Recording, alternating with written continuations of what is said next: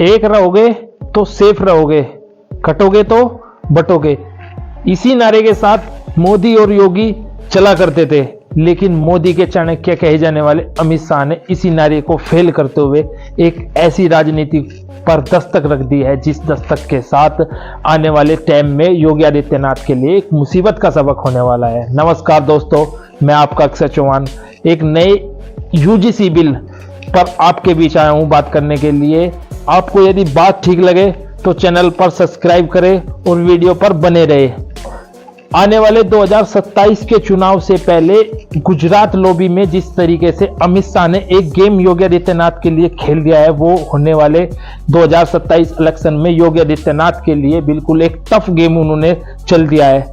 जहां बात करें स्वर्ण समाज की, तो वो ही स्वर्ण समाज बोले तो सामान्य वर्ग, स्वर्ण समाज बोलना एक कठिन शब्द होगा, लेकिन सामान्य समाज बोलना एक आसान चीज होगा। जो बीजेपी का कोर वोटर रहा है, जिसने बीजेपी को 90 और 95% तक वोट दिया है, आज उसी को ही अमित शाह ने योगी आदित्यनाथ के सामने कर दिया। और यहां से योगी आदित्यनाथ के लिए एक नए जो कठिन समय का आगाज कर दिया है। और जो होड़ अमित शाह गुजरात लॉबी में और योगी आदित्यनाथ में चली आ रही थी कि आने वाले समय में मोदी का उत्तराधिकारी कौन होगा, योगी आदित्यनाथ हो गए या फिर अमित शाह हो गए, इसी उसमें जो उन्होंने चाल खेली है वो योगी आदित्यनाथ के लिए भविष्य की राजनीति तय करने वाली होगी।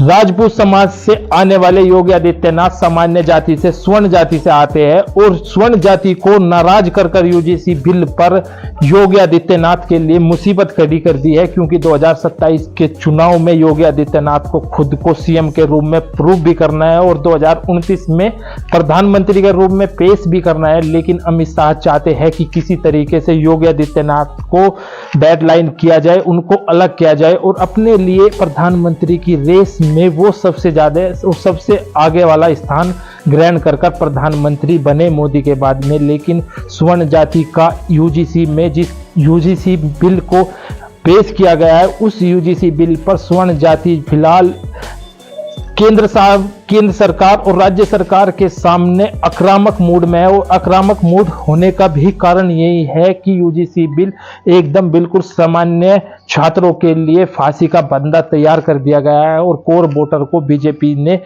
अपने सामने ही दुश्मन कर लिया, योगी आदित्यनाथ के ही सामने दुश्मन कर दिया और ओबीसी और एससी एसटी वर्ग को रुझाने के लिए जो कोर वोटर जो उनके रहे हैं, उनको उन्होंने डिसलाइन कर योगी आदित्यनाथ के सामने एक मुसीबत रख दी है। क्योंकि योगी आदित्यनाथ स्वर्ण जाति का वोट 90% ब्राह्मणों का, बनिया का, राजपूतों का लेते आए हैं।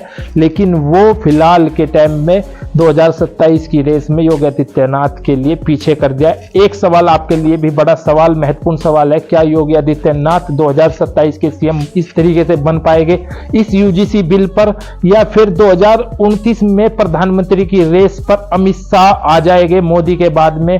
ये तो आप ही कमेंट बॉक्स में करके इस सवाल का जवाब दे सकते हैं। लेकिन फिलहाल जिस तरीके से यूजीसी पर स्वर्ण जातियों की नाराजगी दिखाई दे रही है योगी आदित्यनाथ के और अमित शाह और बीजेपी के खिलाफ, तो वो आने वाला समय ही बताएगा कि ये समय मुसीबत का से भरा हुआ समय बीजेपी के लिए हो सकता है, योगी आदित्यनाथ के लिए हो सकता है, या फिर 2027 में योगी पर किसी तरीके के बादल, संकट के बादल नहीं रहने वाले और वो अपना चुनाव निकाल कर ले जाएंगे। आप हमारे साथ वीडियो में बने, आप सभी का बहुत बहुत धन्यवाद।